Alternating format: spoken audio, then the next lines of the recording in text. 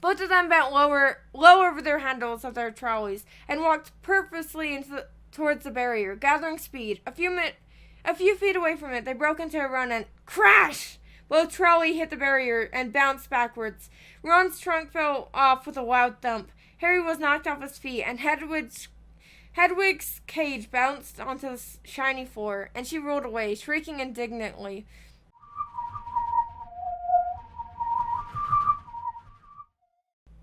Chapter 5. The Whomping Willow. Okay, so, I know I already left, and this is going to be inconvenient, but I need a drink of water. I'm thirsty.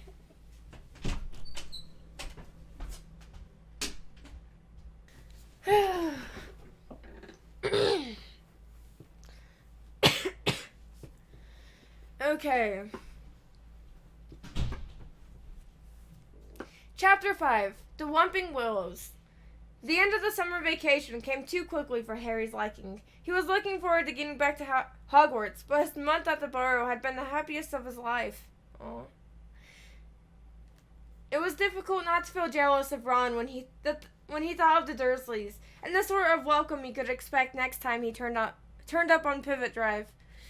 On their last evening, Mrs. Weasley conjured up a sumptuous dinner that included of all Harry's favorite things, ending with a mouth-watering tentacle pudding. I'm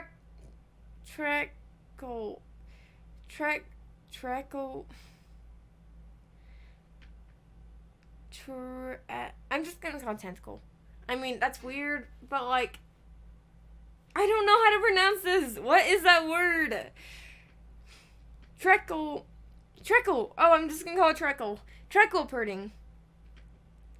Fred and George rounding off the evening with a display of filibuster fireworks. They filled the kitchen with red and blue stars that bounced from ceiling to wall for at least half an hour. Then it was time for the last mug of hot chocolate in bed. It took a long while to get started the next morning. They were up at dawn, but somehow they still seemed to have a great deal to do. Mrs. Weasley dashed about in a bad mood, looking for spare socks and quills. People kept colliding on the stairs, half-dressed, with bits of toast in their hands, and Mr. Weasley nearly broke his neck, tripping over a tray of straight chicken as he crossed the yard, carrying Ginny's trunk to the car. Harry couldn't see how 8 people, 6 large trunks, 2 owls, and a rat were going to fit in one Ford Angelia. He had reckoned, of course, without the special features that Mr. Weasley had added.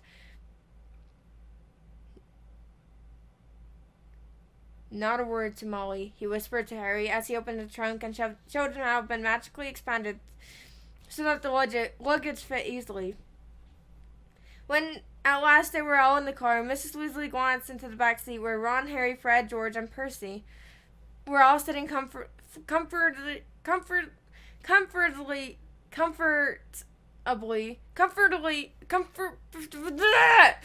I want to cry. This is hard. Words are hard. Comfortably side by side, and said, "Muggles do know more than we give them credit for, don't they? Muggles do know more than we give them credit for, don't they?" she said. She and Jenny got into the front seat, which had been stretched so that it resembled a park bench. I mean, you'd never know it was this roomy from the outside, would you? Mr. Weasley started up the engine, and they thundled out of the yard. Harry turning back at last to look at the house. He barely had time to wonder when he'd see it again. When they were back, George had forgotten his box of Fiberbuster fireworks. 5 minutes after that, they skittled to a halt in the yard so that Fred could run in for his broomstick.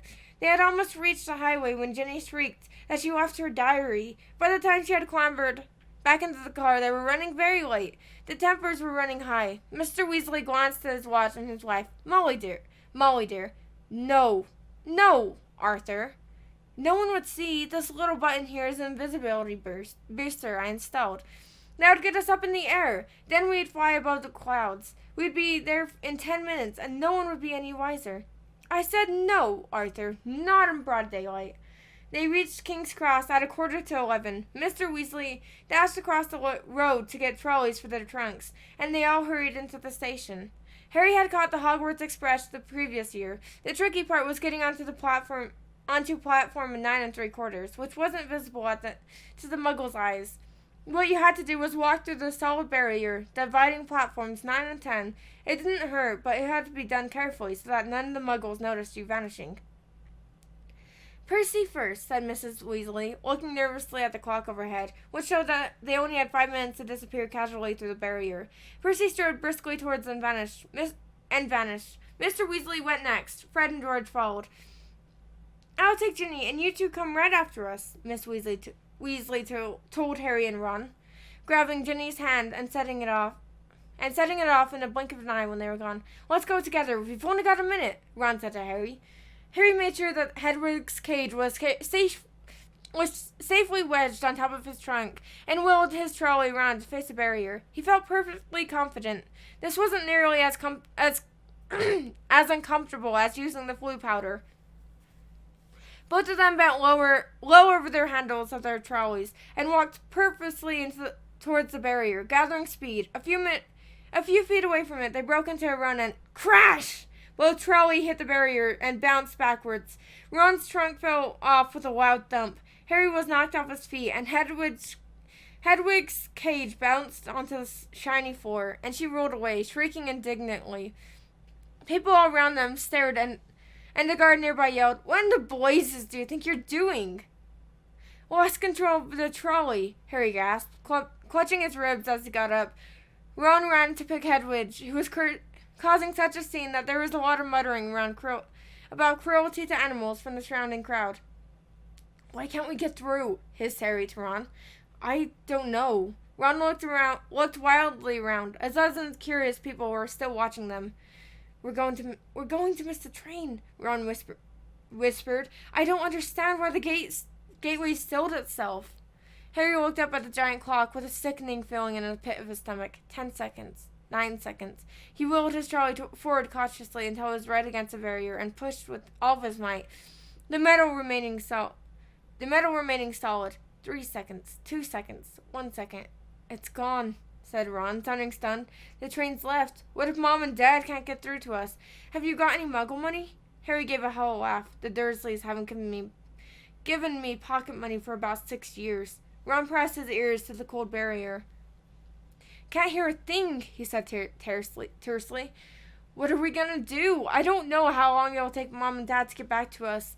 They looked around. People were still watching them, mainly because Hedwig's continuing screeches. I think we'd better go and wait by the car, said Harry. We're attracting too much attention. Harry, said Ron, his eyes gleaming. The car! What about it? We can fly the car to Hogwarts. But I thought, we're stuck, right? And we've got to get to school, haven't we? And even underage wizards are allowed to use magic if it's a real emergency. Section 19 or something of the restriction things. This is an emergency? But your Mom and Dad, said Harry, pushing against the barrier in the vain hope that it would give away. How will they get home? They don't need the car, said Ron impatiently. They know how to